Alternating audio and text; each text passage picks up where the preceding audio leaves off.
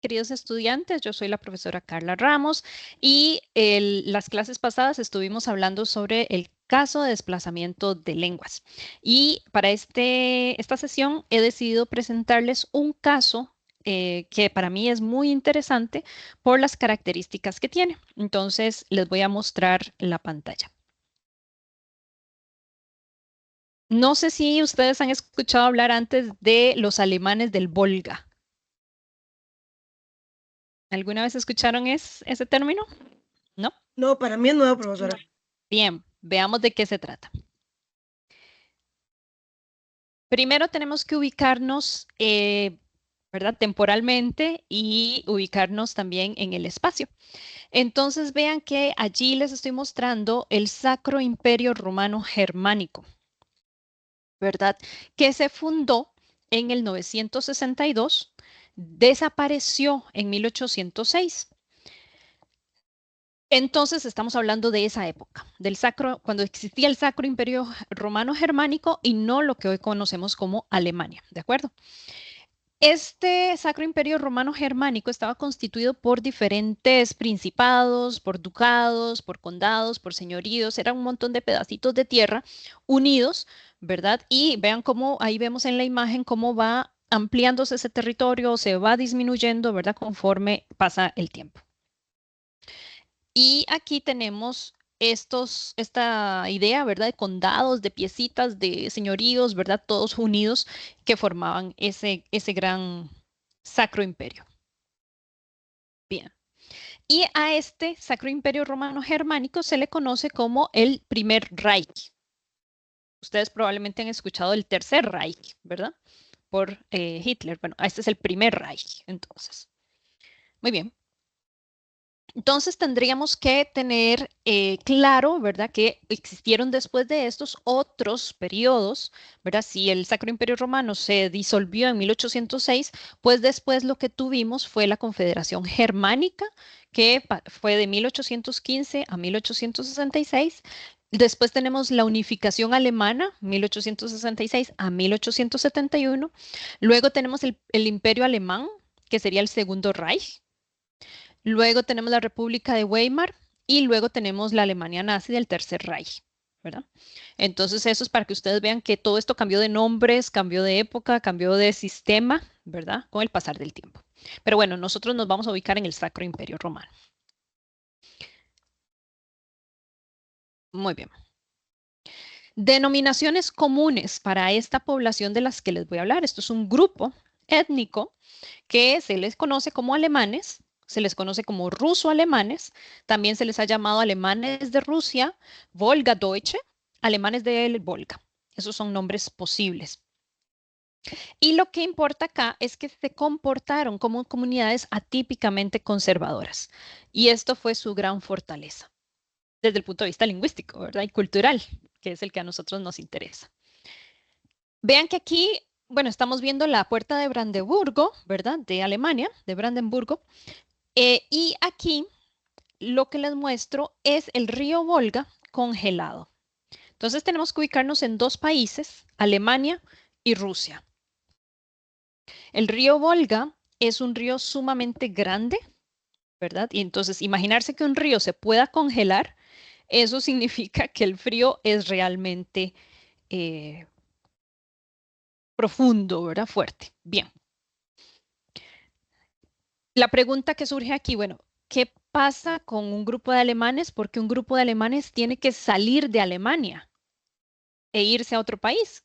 ¿Qué los motivó a salir de ese país? Porque estamos hablando de un grupo que emigró, ¿verdad? Entonces, ¿qué pasaba en Alemania de ese momento? ¿Y de cuál momento estamos hablando? Estamos hablando de 1763, ¿ok? Antes, ¿verdad? Antes a ese año, tenía una situación de guerra Alemania, ¿verdad? O este Sacro Imperio Romano Germánico. Había venido saliendo de primero una guerra de 30 años, ¿verdad? Que había estado en el siglo anterior. Y luego estaban viviendo una guerra de los 7 años, una guerra que fue de 1756 a 1763. Tenían un servicio militar obligatorio para los jóvenes debido a esta guerra. Eso significaba que las familias se separaban necesariamente. Tenían impuestos muy altos para financiar estas guerras también. Eso significaba que las familias se empobrecían fácilmente. Tenían un esquema feudal, como el que les mencioné antes, de condados, señoríos, ducados, esto y lo otro, y eso hacía que, ¿verdad? Estos señores feudales despojaran de tierras a las personas campesinas. Entonces teníamos una disminución de hombres y jóvenes para el trabajo de la tierra, no había quien las trabajara, ¿verdad? Estas personas, bueno, estaban en la guerra y no tenían tierra para trabajar o morían en la guerra. Había una opresión por parte de esa nobleza reinante. Había aparición de grandes ciudades en este momento histórico, ¿verdad? Está París en la pujanza, ¿verdad? Porque tenemos a Luis XV, a Luis XIV ahí. Después Rusia está también en su máximo potencial. Es la época de la ilustración en Europa, ¿verdad? Entonces todas las grandes ciudades están, ¿verdad? Buscando brillar en el ámbito internacional. Tenemos, bueno, la ruptura de la unidad familiar, como les mencioné, malas cosechas, hambre, pobreza, desesperanza de manera generalizada en Europa y especialmente en Alemania específicamente. Entonces, bueno, ya con ese panorama así sombrío para esta población alemana, aparece la zarina Catalina II, conocida como la Grande, que gobernó de 1762 a 1796. ¿Habían escuchado hablar de Catalina II? Ujú. Claro, conocida, ¿verdad? Bien, entonces Catalina II, bueno, la pregunta aquí es, bueno, ¿por qué fueron a Rusia entonces? Ya sabemos por qué salieron, pero ¿por qué fueron a Rusia entonces este grupo de alemanes? Teníamos la construcción de San Petersburgo en este momento, ¿verdad? Entonces, como dijimos anteriormente, las grandes ciudades europeas estaban, ¿verdad?, modernizándose. Precisamente el zar Pedro III fue quien gobernó anteriormente, ¿verdad?, de Catalina, y le había dado este impulso modernizador. Tenemos alianzas políticas para adueñarse del mar Báltico y eso significa que vamos a necesitar poblaciones en esos lugares, ¿verdad?, para conquistar esos nuevos territorios que quiere conquistar Rusia. Tiene una necesidad de mano de obra profesional, artesanal y campesina para el cultivo de la tierra, por supuesto. No solamente quiere conquistar, sino que también quiere producir granos, producir comida para su propia población. Y luego tenemos los edictos que entonces genera Catalina II para este momento, porque muy astutamente dice, ya sé qué hacer, voy a traer alemanes para Rusia. ¿Por qué alemanes? Porque ella es de origen alemán. Ella es de origen alemán, se convierte en rusa, ¿verdad? Cuando ya está en su puesto. Bien, y su nombre original no es Catalina, ¿verdad? Bueno, entonces ella crea unos edictos en 1762 y 1763 con promesas para los inmigrantes. En realidad ella llamó inmigrantes de varios países de Europa y varios países atendieron este llamado. Algunos franceses, pero y de otros países de Europa, pero principalmente fueron los alemanes quienes llegaron a este lugar. Por eso se les conoce como ruso-alemanes o alemanes del Volga. ¿Qué decían estas promesas? Bueno, eran fabulosas. Las promesas que ella envió con este edicto, ¿verdad? Lo que hizo fue enviar emisarios imperiales al Sacro Imperio Romano Germánico con plenos poderes y un edicto que promulgó en el 22 de julio de 1763. Antes, el año anterior, había mandado un edicto, pero que no tuvo grandes repercusiones, no tuvo suficiente difusión, entonces no se logró el cometido. Por lo tanto, genera este segundo edicto en el que prometía lo siguiente: práctica libre de la religión, es decir, si eran católicos, podían seguir siendo católicos. Si eran luteranos, podían seguir siendo luteranos. Si eran calvinos, podían seguir practicando su religión. Todo suena muy bien. Dice además que el viaje va a ser financiado sin intereses y van a recibir un adelanto de dinero a la llegada para la construcción de vivienda y para herramientas de trabajo. ¡Wow! Un viaje financiado sin intereses. Eso suena maravilloso. Y además me van a dar plata para construir mi casa. Perfecto. Campos y terrenos asignados a perpetuidad, heredados por el hijo menor de la familia. Claro, me dan casa, pagan el viaje, me dan campo para trabajar y a perpetuidad. Fabuloso. Exención de impuestos. voy a estar exenta de impuestos, no voy a tener que pagar nada al Estado. Muy bien, las escuelas construidas por el Estado con los equipos requeridos según la confesión religiosa, servicios médicos y quirúrgicos. Ok, me van a dar escuela para mis hijos. Libre ejercicio y uso del idioma natal. Puedo seguir hablando el alemán que yo hablo. Organización comunal, administrativa, judicial y escolar propia. Es decir, nosotros, comunidades alemanas, nos podemos organizar y ejercer toda la organización comunal que queramos desde el punto de vista judicial, desde el punto de vista administrativo, escolar, religioso. Muy bien. Y exención del servicio militar obligatorio y del servicio civil. No, nuestros hijos no van a tener que ir a la guerra. Entonces, ¿qué veían estas personas? El sueño prometido, la tierra prometida, ¿verdad? Veían la libertad finalmente después de haber estado oprimidos por la guerra por mucho tiempo y la pobreza. Entonces esto se perfiló como una gran oportunidad de mejorar sus vidas. Entonces muchas personas emprendieron este viaje. ¿Quiénes emprendieron este viaje? Bueno, perdón, les quería mostrar aquí el viajecito. Vean que aquí estamos en la zona de origen, está como al sur de Alemania, sureste de Alemania, y el viaje era encubierto principalmente, ¿verdad? Va por aquí hasta el puerto y luego en barco, todo está por el mar Báltico, sube hasta San Petersburgo y de ahí, bueno, sube un poquito más hasta el río Volga y el río Volga bajan por acá y se ubican acá. Por supuesto, recuerden que aquí no había aviones, ¿verdad? Lo que teníamos eran barcos y este viaje se realizó a pie, a caballo y en barco. Muy bien. ¿Cuántos días en barco, profesor, Ya vamos a ver, aproximadamente? ya vamos a ver ese dato. Entonces, aquí, alejarse de la tierra significaba la salvación para estas personas. Salieron 30.000 migrantes europeos en el primer contingente que llegó a estas tierras, de los cuales se calcula que 80% eran alemanes. Había de otros países, como les mencioné anteriormente, pero el 80% eran alemanes. Entre ellos viajaban ¿quiénes? Personas pobres, viudos, solteros principalmente. Se marginaba a las mujeres. Además, existía escepticismo por parte de la población y oposición de las autoridades para la emigración. Luego se convirtió en prohibición de salir del país, por lo que se viajaba de manera clandestina. El viaje de 3.000 kilómetros duraba un año. Se realizaba a pie, en carreta y en barco, como les mencioné antes, y murieron 3.000 personas durante ese desplazamiento. Es decir, solamente llegaron 27.000. ¿Okay? En el primer contingente, ¿verdad? Después vamos a hablar de otras migraciones que vinieron después. Entonces recuerden que el edicto de Catalina se emite en 1763.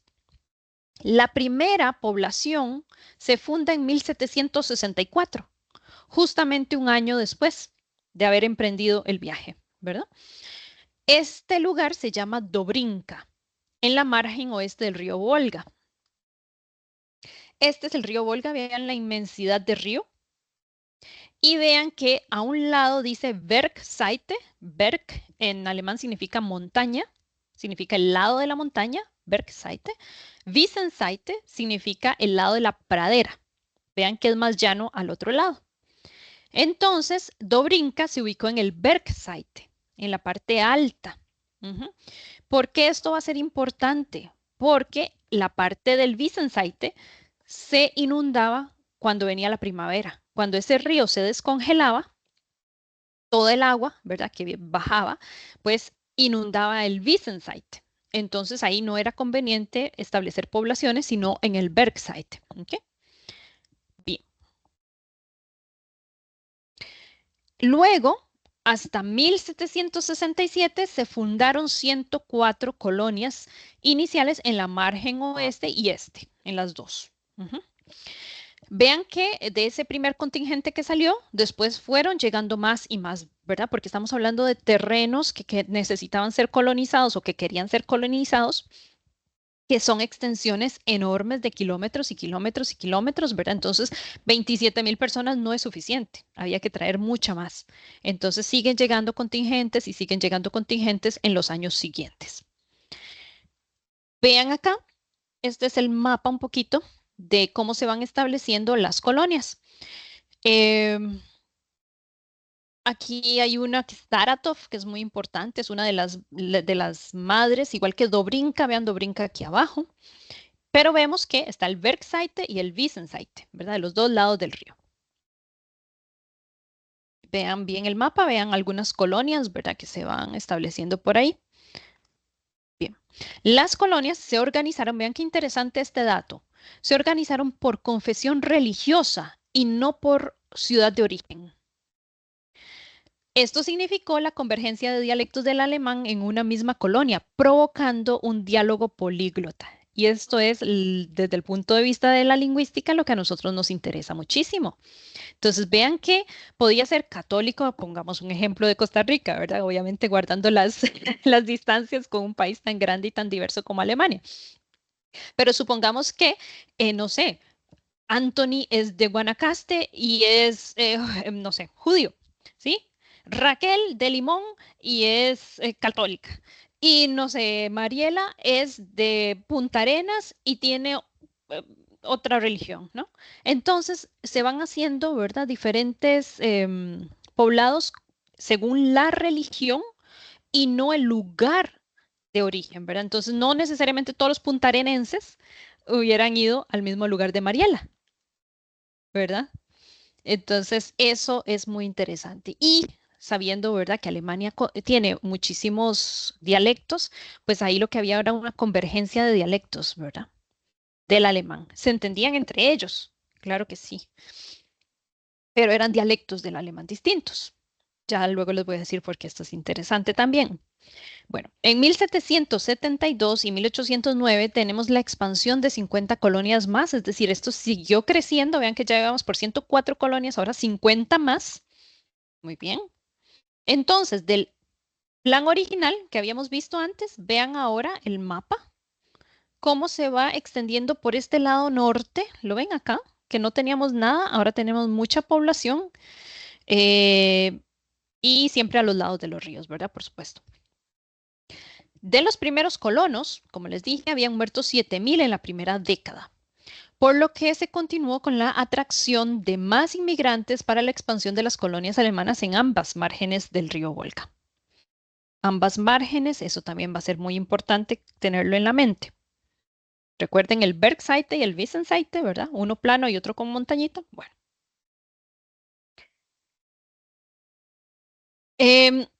¿Y qué pasa? Bueno, antes de irme al SAR 2, voy a hablarles de ese, porque es importante el Bergseite, el Wiesenseite. Ya les dije, ¿verdad? Que se inundaba el Wiesenseite, el lado de la pradera, pero imaginémonos la primera emigración, ¿verdad? Que llegó ahí a la estepa rusa donde no había nada.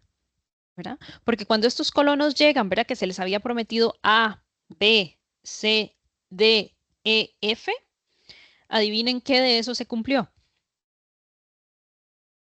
Cero, ¿verdad? Entonces, ni les pagaron, bueno, sí les pagaron el viaje porque llegaron, pero no les dieron la plata para construir las casas. Les habían dado terrenos que no tenían árboles, ¿verdad? Eso es la estepa rusa, eso no hay nada con qué construir nada. Entonces, cuando llegaron, que era por ahí de septiembre, agosto, septiembre, ¿verdad? Del año siguiente, lo que pudieron hacer fue construir huecos en la tierra, porque se venía el invierno. Porque mientras ponían a buscar un árbol que cortar, mientras se ponían a buscar cómo secar la madera, el invierno los iba a atrapar sin un refugio, ¿verdad? Ya vean que estamos hablando de un invierno muy cruel. Entonces, la única forma de sobrevivir allí fue aprender lo que hacían los rusos y era meterse bajo tierra. Entonces, excavaban huecos sin instrumentos más que una pala, quizás, o las manos, excavar y excavar y excavar, quién sabe cuántos metros cúbicos de tierra para que pudiera vivir una familia ahí adentro. Familia ahí adentro, ¿verdad? Entonces, imaginémonos una familia de 13 personas bajo tierra, imaginémonos una familia de 8 personas bajo tierra, imaginémonos sin ventanas. Bueno, las ventanas, vean qué curioso, las ventanas las hacían de la vejiga de cerdo. La vejiga del cerdo, ¿verdad? Que se hace como media transparente, eso eran las ventanas, para que entrara un poquito de luz en esos inviernos, ¿verdad? Em, y bueno, ahí pasaban el invierno hasta que pudieran ir construyendo las casas, ¿verdad? Con piedras, con madera, con lo que pudieran ir encontrando. Entonces, los primeros que llegaban la veían realmente muy mal. Luego era la estepa rusa, tampoco se daba cosechas, ¿verdad? Rápidamente. Entonces, las primeras cosechas se dieron 10 años después de haber llegado. En fin, penurias y penurias y penurias. Pero entonces estas personas lo que sí encontraron fue refugio espiritual, refugio en la fe. Y comenzaron a cerrarse, ¿verdad? A agruparse entre ellos y a mantenerse cerraditos entre ellos. Y esto creó una condición de comunidades muy tradicionales, por un lado, y luego islas lingüísticas. No permitieron que entrara el ruso así tan fácil, o no permitieron que sus estilos de vida fueran, ¿verdad? Alterados de alguna manera, y eso se mantuvo durante 100 años de esa manera. Entonces vean que aquí ya estamos en 1860, un siglo después. Un siglo después de que llegaran los primeros colonos, aparece el zar segundo, Alejandro II, que anula todos los beneficios que había dicho Catalina anteriormente y les dice, inicia un proceso de rusificación de estas personas. Estas personas se habían mantenido con su cultura, con su idioma, con su escuela, con sus tradiciones, con su forma de vida, etcétera. Pero el zar, 100 años después, ¿verdad? Dice que no, que ya esto no va a ser así y se anula. Entonces, este zar Alejandro II es el emperador y autócrata de todas las Rusias de 1855 a 1881. La zarina Catalina II había usado las inmigraciones para crear una barrera humana contra las huestes mongólicas que incursionaban de manera violenta a saquear, robar y raptar esclavos para la venta en Asia. En realidad lo que Catalina hizo fue como cercar Rusia con personas alemanas, ¿verdad? En esas fronteras, de manera que ellos detuvieran a estas incursiones que llegaban a saquear. Entonces adivinen quiénes eran los saqueados, adivinen quiénes eran los violados, adivinen quiénes eran los maltratados, raptados y vendidos como esclavos en Asia. Se calcula que unos 1.200 colonos fueron esclavizados en Asia y nunca regresaron a su colonia. Los colonos eran asediados por lobos en las estepas rusas o eran asaltados en los caminos cuando llevaban sus cosechas. Entonces, bueno, es una historia un poco compleja, un poco cruel, bastante cruel. ¿Qué pasa 100 años después? Que ya les dicen, bueno, ustedes se hacen rusos, ustedes tienen que aprender ruso, tienen que convertirse a nuestra religión ortodoxa, tienen que pagar impuestos, van a tener que hacer servicio militar obligatorio, etcétera, etcétera, etcétera. Todas las condiciones que tenían antes cambian. Y entonces toman la decisión de salir. Antes de hacerse rusos, prefieren emigrar. Bueno, hubo un grupo, un contingente que sí se quedó, otros fueron enviados a Siberia, pero los que lograron salir 100 años después toman esta ruta, pero ahora hacia América. Vean las flechitas que ahora van en la otra dirección. Ven aquí donde dice Saratov, ¿verdad? Aquí teníamos el Valle del Volga. Entonces comienzan a salir de Saratov hacia Moscú, de Moscú hacia este puerto, de ahí Danzig, Berlín, Bremen, Hamburgo, con donde hay unos puertos enormes, y de allí comienzan a partir barcos hacia América. ¿Qué direcciones toman? Estados Unidos, ¿verdad? Nueva York, Brasil y el Río de la Plata en Argentina. ¿Quién sabe por qué esta situación me atañe? Yo puedo decir, Candy se ríe. puedo decir Vamos a por ver. qué. Bien. Entonces, vámonos ahora hasta, bueno, estas instrucciones del zar les dio 10 años, digamos, ahí como para ver que decidieran qué iban a hacer, si se iban a hacer rusos o que se iban a ir de ahí o qué. Entonces, bueno, les mantiene ahí unas condiciones hasta 1874. Se prorroga esos beneficios. Entonces, en esos años es que comienzan a salir. Ya para ese momento, después de 100 años de haber estado en esos territorios, por supuesto que la población creció. Entonces, de 1767, la población era de 27.109 personas.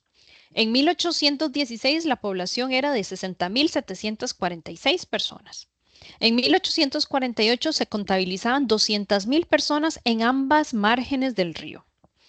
Y en 1919 el número ascendió a 750.000 personas. Se suman, si se suman las colonias ubicadas cerca del Mar Negro, ¿verdad? Que está un poco más al sur, sería 1.700.000 habitantes para 1914. De las 300 colonias originarias, se había aumentado a 3.300 para 1940. ¿Y esto qué significaba? Bueno, ya una sobrepoblación para el lugar. Y también esto significaba un empobrecimiento de las familias, ¿verdad? Porque si heredaban al principio un pedazo de tierra, ahora heredaban un pedacitito. Y ya no era rentable para producir.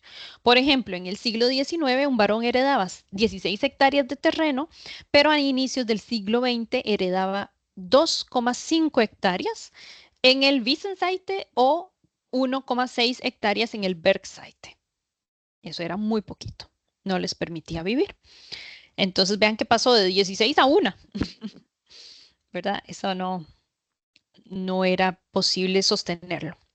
Entonces, bueno, se toma la decisión de viajar, unos hacia un lado, otros hacia otro, y en 1877 llegaron a Argentina, los que llegaron a Argentina, ¿verdad? Primero muchos fueron a Estados Unidos y de Estados Unidos a Argentina, otros fueron primero a Brasil y de Brasil a Argentina, otros llegaron directamente a Argentina, en fin, diferentes caminos tomaron.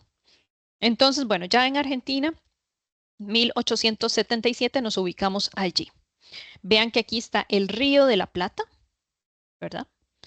Que es el que da ingreso a la provincia de Buenos Aires.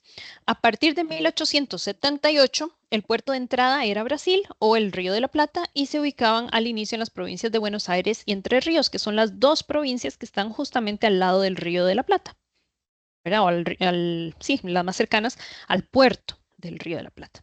Entonces, ese era el lugar de entrada y todo esto que ustedes ven ahí, no sé si se me agranda la imagen, no. Estos puntitos que ustedes ven ahí son colonias alemanas que se fueron estableciendo poco a poco en los lugares. Y las que están en negro, pues serían como las cabeceras, ¿no? Como las más importantes y de ahí todo eso se fue extendiendo. Bien. La pregunta es, bueno, ¿por qué Argentina en este momento? Ubiquémonos históricamente. Bueno, ya vamos a ver más datos, pero vayan pensando por qué Argentina para estas fechas. En 1937 se festejó en Argentina el cincuentenario de la llegada de los inmigrantes alemanes a Argentina y se redactó en alemán. Vean qué interesante. Este es el documento en alemán. El autor fue Jacob Riffel y ahí tienen el título. Vean que es en alemán. Pero en 1987, cuando se cumple precisamente el centenario de la llegada de estos alemanes a Rusia, perdón, a Argentina, ya se redacta en español. 50 años después. Es este documento. Entonces, ¿esto qué nos dice? ¿Verdad? Ya nos dice algo. 50 años de haber llegado, todavía la lengua estaba vigente, pero 100 años después ya la lengua había sido desplazada, precisamente. ¿Por qué Argentina? ¿Qué estaba pasando en ese momento? Bueno, ya sabemos que las ideas de la Ilustración de Voltaire, de Rousseau, de Montesquieu, ¿verdad? Estuvieron vigentes y fueron las que impulsaron toda la época de la Ilustración. De hecho, Catalina II se carteaba mucho y era amiga de Voltaire principalmente, pero también de los otros pensadores. Para este momento tenemos ese despotismo ilustrado que precisamente está vigente y Catalina sería como un ejemplo clásico de lo que habría sido este despotismo ilustrado de 1764 a 1871. Es un concepto político enmarcado dentro de las monarquías absolutas y pertenece a los sistemas de gobierno del antiguo régimen europeo, pero incluye las ideas filosóficas de la Ilustración, según las cuales las decisiones humanas son guiadas por la razón. Entonces, esta señora era precisamente muy instruida, ¿verdad? Pero eso no evitaba que hiciera, ¿verdad? Algunos tomaran ciertas decisiones que no eran muy favorables. Luego habíamos tenido la Guerra de Independencia de Estados Unidos, que fue entre 1775 y 1783. Habíamos tenido la Revolución Francesa de 1789 a 1799. Habíamos tenido la muerte de Catalina II en 1796 y ya teníamos los aires independentistas en América. Paraguay se independizó, por ejemplo, en 1811, Argentina en 1816. ¿Verdad? Y vean que estos primeros inmigrantes alemanes, ruso-alemanes, llegan a Argentina en 1877, es decir, ya este lugar había sido independiente. Y Argentina había emprendido un periodo de modernización que era de 1862 a 1914. Es decir, justamente en este momento histórico, Argentina está recibiendo inmigrantes porque le interesa modernizarse. ¿Y qué significaba modernizarse para este momento, para Argentina? Era atraer europeos. Entonces, llegan españoles, llega una cantidad de italianos enorme y entre ellos estos inmigrantes alemanes también. Entonces, aquí tenemos a 1878, el inicio de la colonización, ¿verdad? Por las provincias de Buenos Aires y Argentina, como les dije. Y hay cadenas migratorias posteriores hacia La Pampa, que La Pampa la tienen acá, y el Chaco, que está más al norte, de Entre Ríos y Santa Fe. Y luego, en 1950, ocurre los centros urbanos, ¿verdad? Que se convierten en focos de atracción de población laboral, ¿verdad? Entonces ya no se trabaja el campo, sino que ahora lo que importa es ir a la ciudad, ¿verdad? O lo que atrae más beneficios o resulta más atractivo desde el punto de vista laboral es trabajar en los centros urbanos. Entonces comienza a salir gente de estos poblados que eran completamente rurales. Ellos eran rurales en Rusia, eran rurales en Argentina hasta 1950.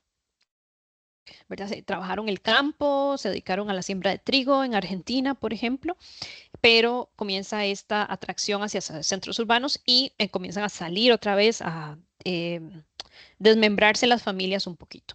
Y en 1850, bueno, gracias al centenario que se cumplió de esta población, empezó como una visibilización de este grupo, que había estado ahí un poquito escondido, un poquito, ¿verdad? Como calladito.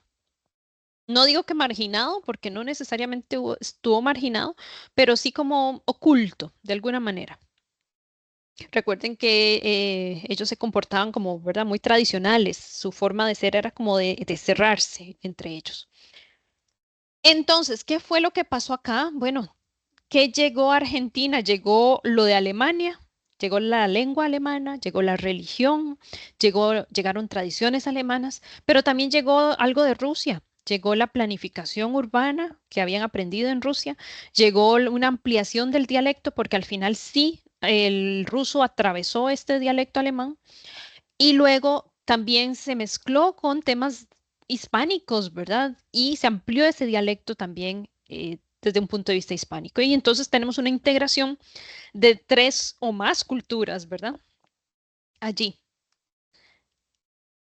Aquí lo que tenemos es una foto que me encontré muy linda, es la llegada a Diamante. Diamante es un puerto en la zona de Entre Ríos. Dice el texto, por ser colonias cerradas, se cristalizaron en el tiempo y se quedaron en el siglo XVIII. ¿Verdad? Era como un viaje en el tiempo. Estas colonias fueron como un viaje en el tiempo. Se mantuvieron allí con tradiciones muy, muy antiguas y de hecho cuando llegaran a Argentina construían de la misma manera que lo hacían en Rusia. Construían primero bajo tierra y luego empezaban a construir sus casas con el tiempo. Candy, ¿tenés alguna pregunta? Sí, esta población No te solamente se escucho, Candy. enfoca. Ay, Aló, perdón, aló, ¿me ya, ya, ya. escucha? Ah, no soy yo. No, no soy yo. ¿Me escucha, profesora? Hola, hola. ¿Soy yo o no soy yo? Sí. ¿Me escuchan? Ahora sí, soy yo. Ok. Sí, ya. Esta población se enfoca solamente en Argentina, o también de estos mismos emigrantes llegan también a Chile, porque tengo entendido que Chile. en Chile hay una gran parte de estos inmigrantes alemanes. Lo que no recuerdo exactamente si fue con esta primera oleada o para después de la Segunda Guerra Mundial, que ya los alemanes empiezan a buscar América como para esconderse de la Ujú, persecución político ujú, europea que pasaba por la Segunda Guerra Mundial. ujú. Esta, en primer lugar, llegó a esos países que les mencioné. Desconozco si de Argentina hubo algún grupo que se fue más a Chile, ¿verdad? Eso lo desconozco, ¿verdad? Pero principalmente los que llegaron a Chile y también a Argentina, ¿verdad? Fue también en la Segunda Guerra Mundial, también. Entonces, eso lo desconozco si hubo antes de esta migración exactamente, Candy. Bien, aquí lo que tengo son unas fotos. Dice Asociación Argentina de Descendientes de Alemanes del Volga, se adhiere a los festejos del centenario de la ciudad de Crespo. Y aquí tengo un carro típico que usaban los alemanes, uno parecido en Rusia y este en Argentina. ¿Por qué esta foto es importante? Esta foto es importante porque imagínense este carro, le ven la forma, aquí lo que hay es como una sillita, ¿verdad? Aquí es para llevar la carga y aquí irían los caballos al frente, ¿no? Vean la forma que tiene, es bastante distinta a la carreta nuestra, ¿verdad? Ellos le llamaban el carro. Y vean que esta forma es muy práctica. En Rusia les ayudó muchísimo porque cuando eran atacados por lobos en las estepas, ellos lo que hacían era esconderse bajo este carro. Le daban vuelta al carro y esto les funcionaba como una especie de caparazón de protección hasta que los lobos, ¿verdad?, se fueran y pudieran salvar sus vidas. Me gusta mucho el nombre de carro típico y ahorita les digo por qué. Bien. Entonces, debido a estos 1980, ¿verdad? Que empieza esta revalorización cultural y esta visibilización de este grupo, pues lo que tenemos es un poquito, ay, no, no se puede agrandar la imagen. Bueno, tenemos que hasta 1950 habíamos tenido un aislamiento de este grupo, ¿verdad? Se habían mantenido ahí ocultos y habían mantenido su cultura inicial bastante, vamos a decir, intacta, que no es el nombre apropiado, pero vamos a decirlo así.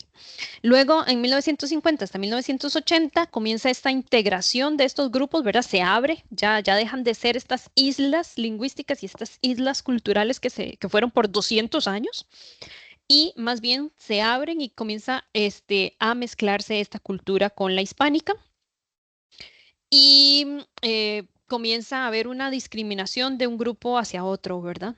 Principalmente los alemanes, bueno, ¿por qué no quisieron hacerse rusos? Porque ellos subestimaban a los rusos, ¿verdad? Se creían en parte superiores, entonces por eso no querían mezclarse. Y cuando llegaron a Argentina era un poquito lo mismo, ¿no? Y desde 1900, ay, ¿qué puse aquí? No, no veo. 1983 hay una revitalización de la cultura y entonces comienza a revalorizarse. Y vean aquí, me encontré este estudio muy interesante que la pregunta es, ¿qué tan importante es para usted hablar el alemán del Volga? Entonces los grupos respondieron de la siguiente manera.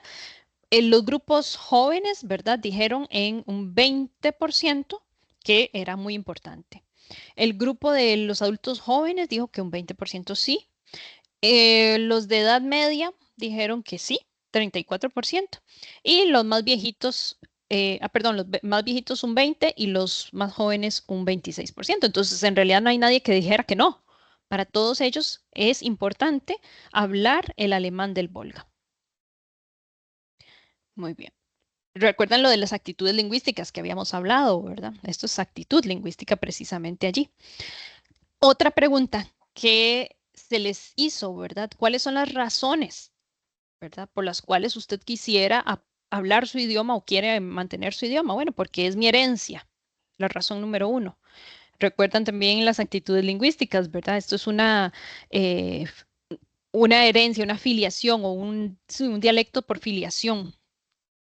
Otra razón, porque está desde mi infancia, porque me gusta, porque no quiero que se pierda el dialecto o la cultura, porque es útil. Entonces, todos tienen razones válidas para mantener su idioma. ¿Qué tan importante es aprender? Important to speak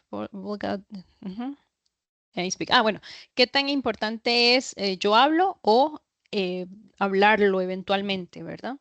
Aquí tenemos unos jóvenes, ¿verdad? Que dicen, es muy importante hablarlo y esto es yo hablo. Aquí tenemos unos jóvenes adultos que dicen, es muy importante hablarlo y aquí dice yo lo hablo. Aquí dice, estos de edad media, es muy importante hablarlo y esto dice yo lo hablo. Y los mayores, vean que es importante hablarlo y yo lo hablo. Entonces sí tenemos hablantes, ¿verdad? Vean que aquí tenemos jóvenes hablantes, ¿verdad? No tanto como estos adultos, pero hay hablantes de este dialecto. Y luego tenemos acá,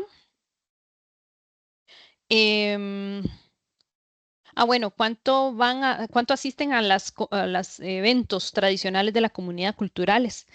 Y vean que los que más asisten son los jóvenes. ¿Verdad? Vean a los ancianos, se mantienen en su casa, no participan, los de edad media más o menos, pero quienes asisten son los jóvenes. Entonces eso nos muestra esa revalorización de su cultura, ¿verdad? De su herencia. Y ahora entonces, ¿por qué esto es importante? Bueno, porque este que ustedes ven aquí es mi hijo, este chiquitín. Hoy existen más de 2 millones de descendientes de alemanes del Volga en Argentina, en las provincias de Entre Ríos, La Pampa y Buenos Aires. Ujú. Entonces, sería mi suegro, este niño de aquí arriba de la foto, este niño sería mi suegro, no lo llegué a conocer, se llamó Lothar, nombre muy alemán. Eh, este señor, don Pablo, él habría nacido ya en Argentina y su padre habría sido quien emigró de Rusia, ¿verdad?, hacia Argentina. Y esta señora, doña María Weber. Entonces, este niño se convirtió en este señor, don Lothar. Ujú. Y esta es la mamá de mi esposo, mi suegra, doña Norma, de origen italiano. Entonces, aquí tenemos un alemán, descendiente de alemán del Volga, con una italiana en Argentina, y él es mi esposo. Este niño que ustedes ven en esta foto sería mi esposo, que se convirtió en este señor, ¿verdad? Y bueno, yo aparecí en el camino y apareció mi hijo, ¿no? Entonces, aquí tenemos en Costa Rica descendientes de alemanes del Volga. Este es un documentos, ¿verdad? Históricos. Este es don Alejandro Büchert, hermano de don Pablo Büchert, que sería ¿verdad? Este señor también, este sí nació en Rusia. Don Pablo nació en Argentina, pero este señor sí ya había nacido en Rusia. Ok, ahora sí, esa era la parte histórica, perdón. Tenía que contextualizar mucho.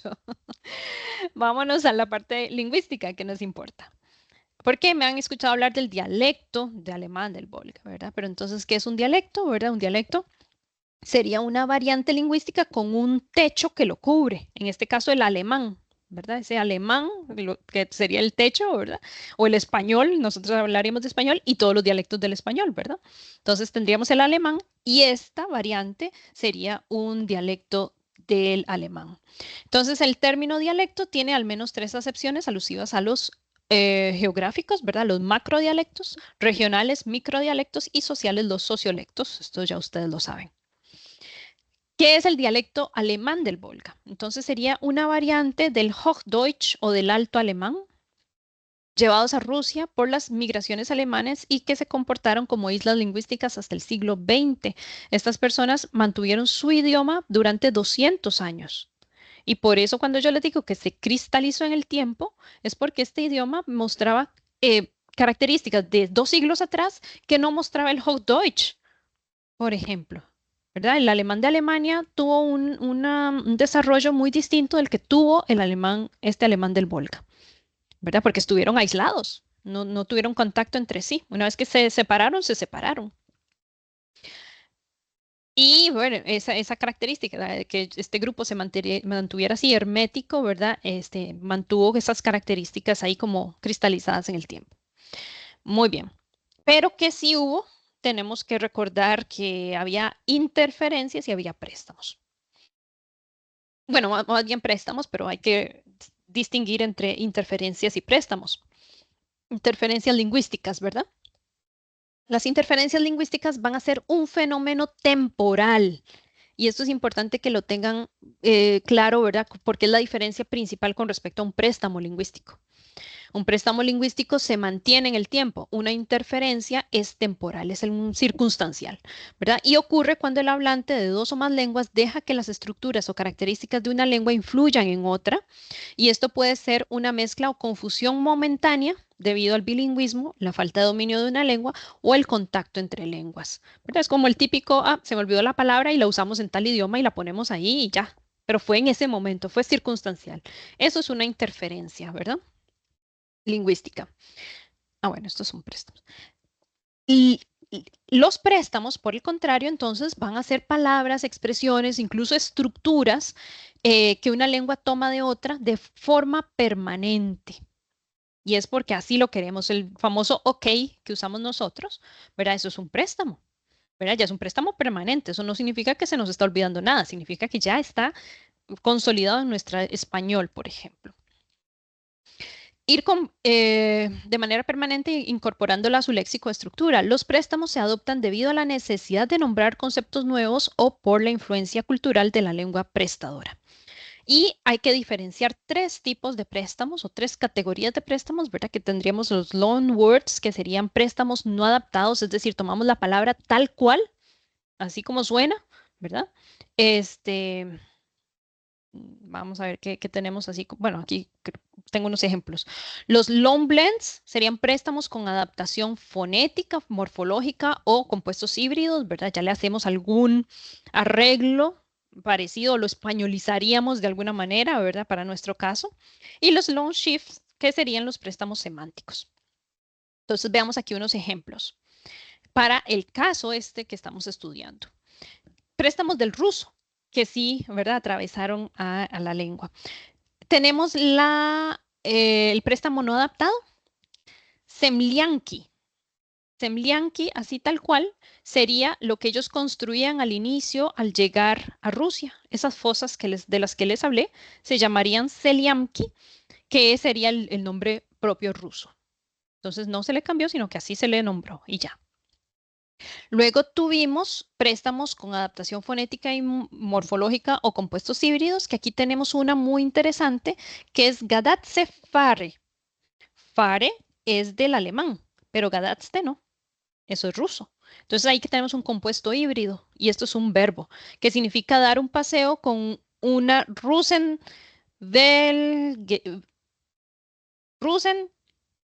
Welgesche, compuesto por un verbo ruso, ¿verdad? Tal, dar un paseo, y un verbo y el alemán fahren, que es conducir. Entonces ahí vemos los dos idiomas funcionando. Y luego los préstamos semánticos, dade, por ejemplo, que proviene del verbo ruso tal, que significa dar algo y que pasa a significar ladrones o argentinos sin descendencia alemana. Dade. Entonces ahí lo que vemos son esos préstamos semánticos. ¿Ven?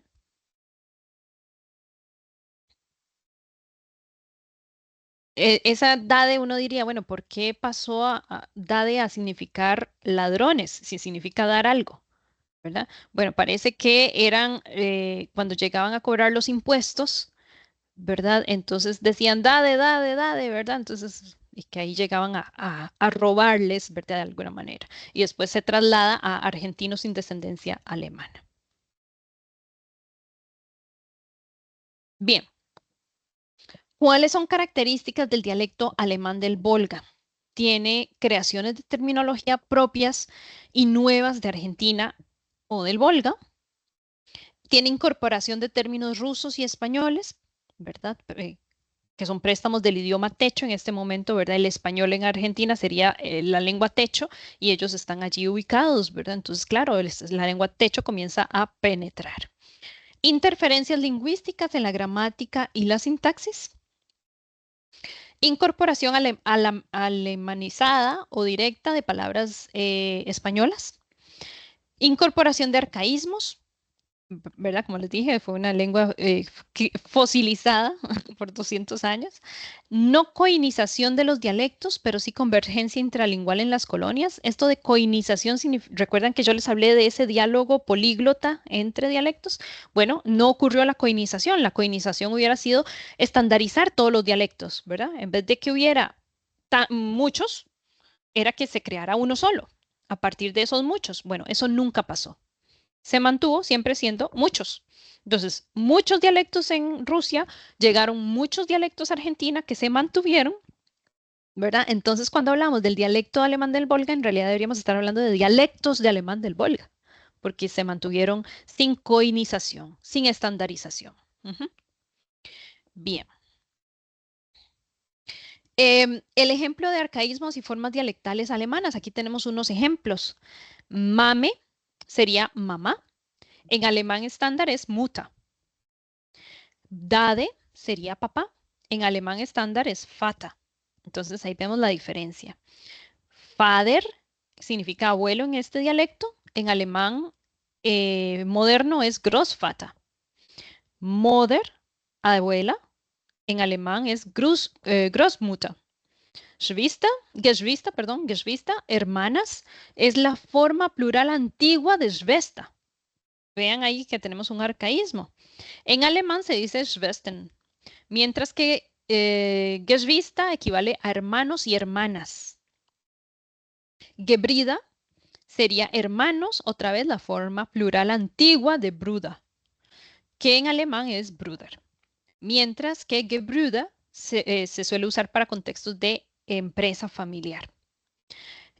Tochtermann sería esposo de la hija.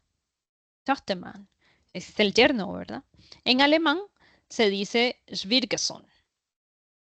Freund sería pariente. En alemán esto se dice Verwandter y Freund es amigo. Entonces ahí vamos viendo unas diferencias de cómo fueron evolucionando de manera distinta, ¿verdad? El alemán moderno y este dialecto de alemán del Volga.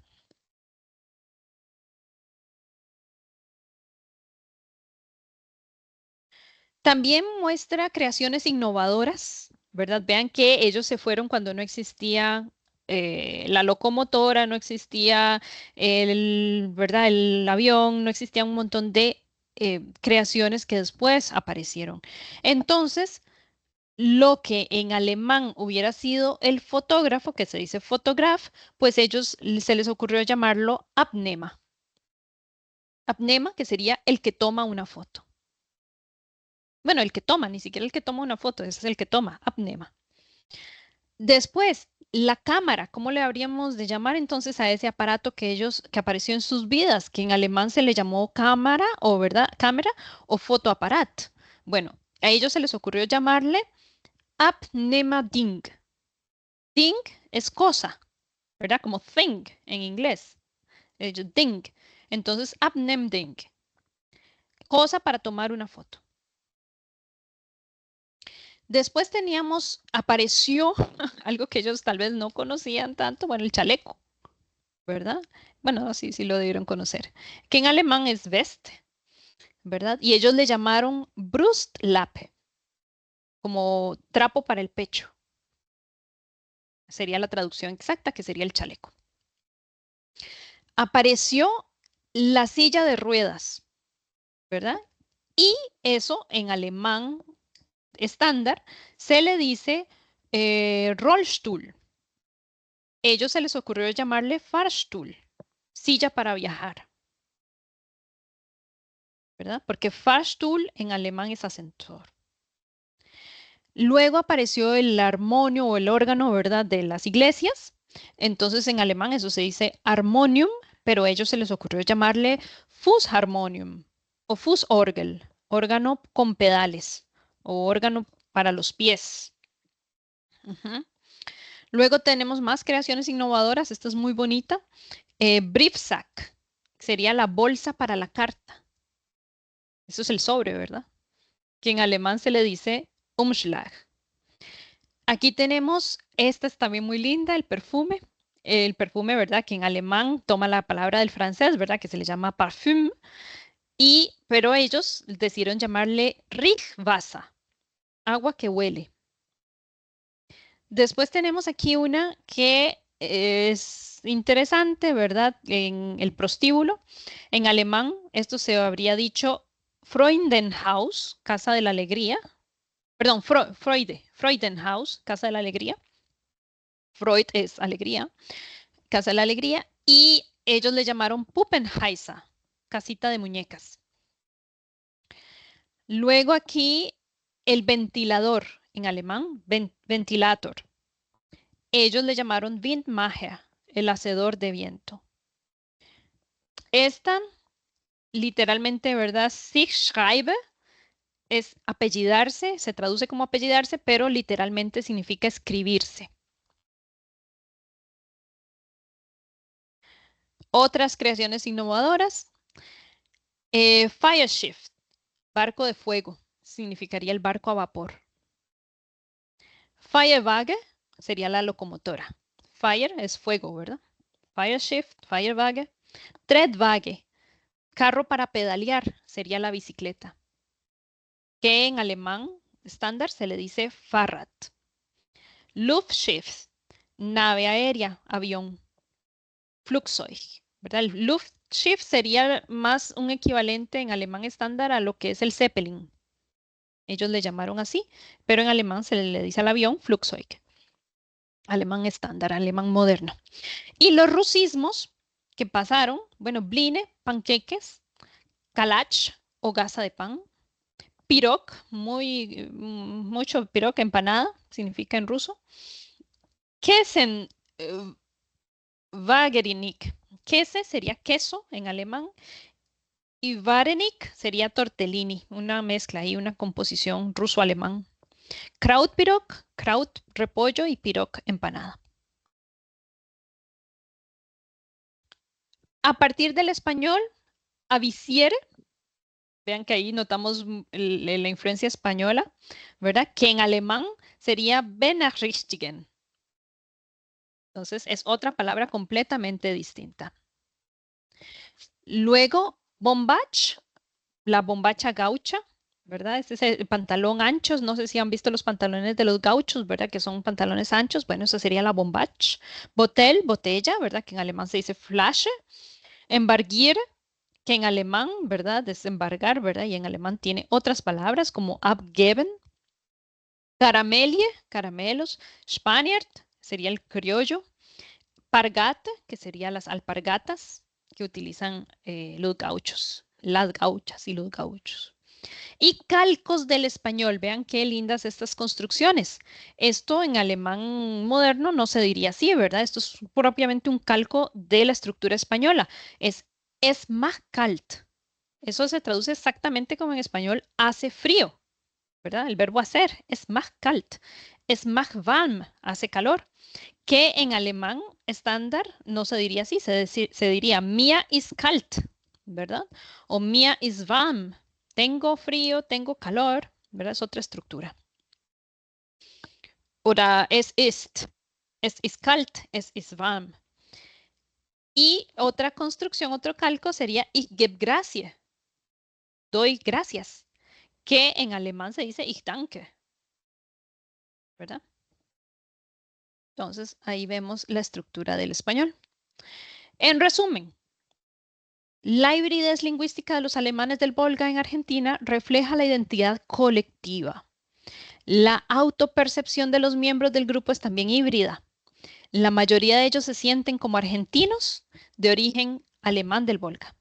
Son a su vez alemanes, rusos y argentinos. Este es don Adolfo Weber. Yo estuve en Crespo con mi esposo, el lugar de donde él es originario, y él es uno de sus parientes. Ya falleció don Adolfo, ¿verdad? Cuando lo visitamos tenía como 95 años y no se nota muy bien, pero él allí está llevando una bombach, precisamente, y un cinturón de gaucho, ¿verdad? Él iba a la escuela, nos contaba, ahí se ve un poquito el cinturón. En este momento él está viendo ahí una foto y está llorando. Sí. Nos contó cómo recordaba su escuela, ¿verdad? Él decía que en las mañanas él iba a clases en español y en las tardes iba a clases en alemán y que tenía que llevar su comidita. Y tenemos un libro de él, del alemán, con el alemán que estudiaba, ¿verdad? Es un alemán en gótico, escrito gótico, ¿verdad? Y bueno, eso es un poquito la historia. Estos son también familiares. Ahí estamos nosotros haciéndole una entrevista a otro familiar. Esta foto que ustedes ven en la mesa serían las personas que habrían venido de Rusia hasta Argentina, los que emigraron. Aquí están unas notas que nos dio esta señora que ustedes ven aquí en la foto. Ya te doy la palabra, Candy. Esta señora que ustedes ven en la foto sería como la sobrina de una de esas personas, de la señora que vieron antes. Y este baúl que ustedes ven aquí sería el baúl con el que habrían viajado estas personas en barco. Por eso esa foto es muy bonita. Y esta señora fue la que nos dio estos datos. Dice 1875, nació. Año 1896, llegó a la Argentina casado. 1907. Llegó a la Argentina 1906, 30 años, casado, a Diamante, 30 días en barco, en Ramírez, de ahí a Galarza, 1900, no sé qué. Entonces eran datos ahí que eran interesantes para nosotros desde el punto de vista de la investigación que estábamos haciendo. Ella es Ida Büchert, también familiar de mi esposo, y aquí estamos nosotros. Bueno, aquí tienen ustedes las referencias con las que me basé para hacer este material. Y ahora escucho todos sus comentarios. Candy, ¿tendrías una pregunta? Sí, profesora. Su esposo Ay, perdona, traducía. perdona, un momento. Ay, repetime, sí. ¿Su esposo era traductor en la investigación Ah, o no, no, no? eso era en español. Todo lo pudimos hablar en español sin ningún problema. Sí, no, mi esposo no habla la lengua, ¿verdad? A mi esposo no se le transmitió porque mi suegro, que sí hablaba la lengua, se casó con una argentina. Entonces ya eso hizo, ¿verdad? Que fuera imposible hablar, que hablaran entre ellos en la lengua, ¿verdad? Porque ella hablaba español y él hablaba este alemán del Volga y el español. Entonces, claro, la lengua familiar era el español necesariamente. Entonces no se la transmitieron. Mi esposo sí recuerda haber escuchado a su papá hablar con sus papás, ¿verdad? O con sus familiares, o, ¿verdad? Haber escuchado palabras con su abuela, sobre todo, recuerda haber estado con su abuela y escucharla, ¿verdad? Hablar en esa lengua. Qué lástima que se cortara ahí, ¿verdad? Sí, sí, pero bueno, son las circunstancias y hay que dejar ir, ¿verdad? No querer controlar el curso de estas cosas, ¿verdad? Porque no se puede controlar. Permítanme nada Y más él habla un segundo. italiano, porque su mamá era de origen italiano. No, fíjate que el caso